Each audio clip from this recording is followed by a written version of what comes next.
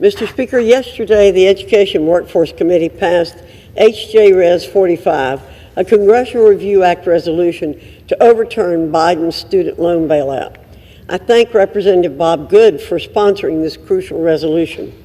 If passed through both chambers, the joint resolution being debated today would nullify President Biden's radical plan to cancel up to $20,000 in student debt by executive fiat. For 2 years, President Biden has attempted to push a free college agenda through radical regulations, including income-driven repayment, executive actions like blanket cancellation, and his permanent pause on repayment. Student loan forgiveness is nothing more than a transfer of wealth from those who willingly took on debt to those who did not or had the grit to pay off their loans.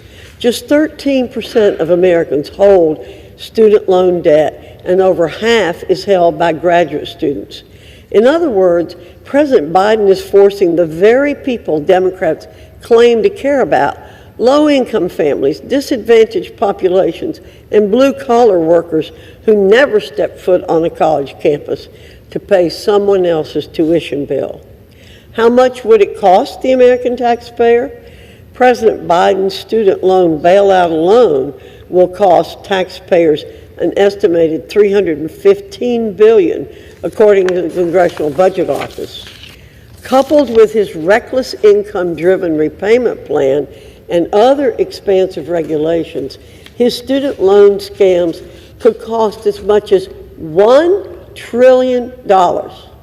In fact, at a cost exceeding $3,500 per taxpayer, the president's income-driven repayment plan and mass cancellation represent the most expensive executive actions in American history, period.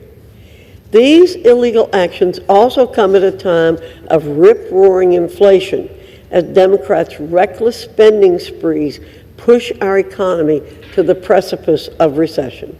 The president's debt transfer plan alone could increase inflation by as much as 27 basis points, making it even harder for families to put food on the table and gas in their car. So this could be it, friends. No more benefit cuts. Policymakers have just unveiled a possible fix for depleting Social Security funds. This is one of many potential Social Security solutions. However, some lawmakers say that this plan could cost Americans millions of dollars each year. My friends, please make sure that you watch until the end of this video, especially if you receive monthly benefits. Also, tomorrow, I will be announcing several winners for the $75 Walmart gift card giveaway.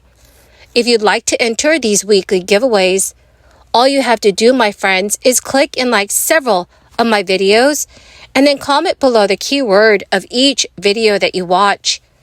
The more videos that you comment on, my friends, the greater your chances of winning the giveaways. The projections for the solvency of Social Security a decade from now are not very good. And if something is not done, the trust funds for OASI, which stands for Old Age and Survivors Insurance, and the combined Old Age and Survivors Insurance and Disability Insurance, could be depleted in 2033 and 2034, could be depleted in the year 2033 or 2034. When the OASI is tapped out, Social Security recipients face a roughly 20% reduction in their benefits. Immediately cutting benefits by 20% or more would likely have a major financial impact on millions of seniors who rely heavily on Social Security. As Wall Street recently noted, many seniors would descend into poverty, which would have a ripple effect on the economy, because a large group of older people would have less discretionary spending money. Another potential problem would reduce Social Security benefits is that it would increase demand for affordable housing, something that's in short supply right now, and would likely require government subsidies and many years of development. But what if American workers paid extra in payroll taxes?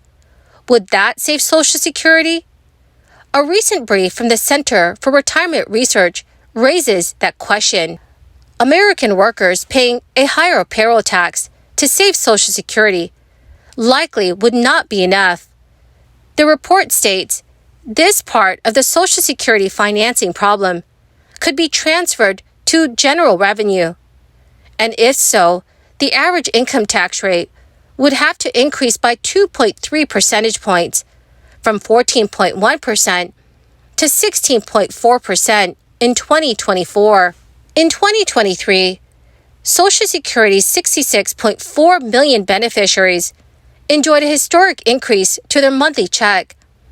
The 8.7% cost of living adjustment was the highest year-over-year percentage increase since 1982.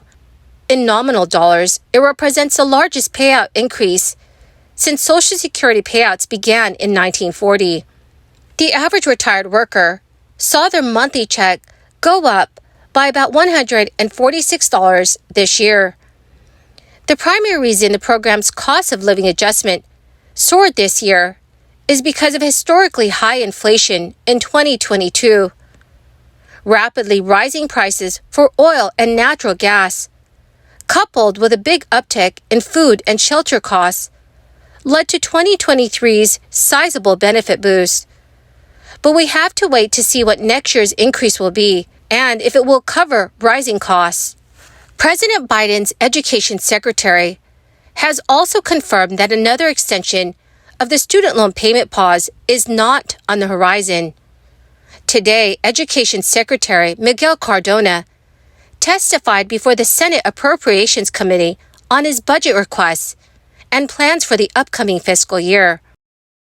With Biden's plan to cancel up to $20,000 in student debt in limbo and awaiting a final decision from the Supreme Court, many lawmakers asked the Education Secretary what the year ahead will look like for borrowers in light of the conservative-backed lawsuits that paused the broad debt relief. Biden extended the student loan payment pause through 60 days after June 30th, or 60 days after the Supreme Court issues its final decision. That was the 8th extension of the pause, and Miguel Cardona confirmed that it would be the last. During the hearing, Cardona stated, "We are committed to making sure that once a decision is made, that we are going to resume payments for 60 days after, but no later than June 30th. The emergency period is over, and we are preparing our borrowers to restart." The department has already started communicating with student loan companies on preparing borrowers to resume payment. The department said that the company should prepare to resume charging interest on borrowers' loans in the month of September, and the department expects borrowers will make their first monthly payment in October. Companies are also required to notify borrowers of the payment resumption after August 31st, 2023. The department is also preparing to overhaul the student loan repayment system over the upcoming years. That includes implementing a new income-driven repayment plan that the department previously said would be the most affordable repayment plan ever, along with carrying out reforms to targeted debt relief programs like public service loan forgiveness. Well, my awesome and most beautiful friends, that is the end of my daily stimulus update video for this Thursday. Thank you, dearest friends, for joining me here and for being part of this community every single day. To say thank you and to show my appreciation, I will be announcing several winners tomorrow for the Walmart gift card giveaway. If you would like to enter the giveaway, friends, all you have to do is click and like several of my videos, and then comment below the keyword of each video that you watch. The more videos that you comment on, friends, the greater your chances of winning the giveaways. Thank you, friends, and have a wonderful and very blessed Thursday.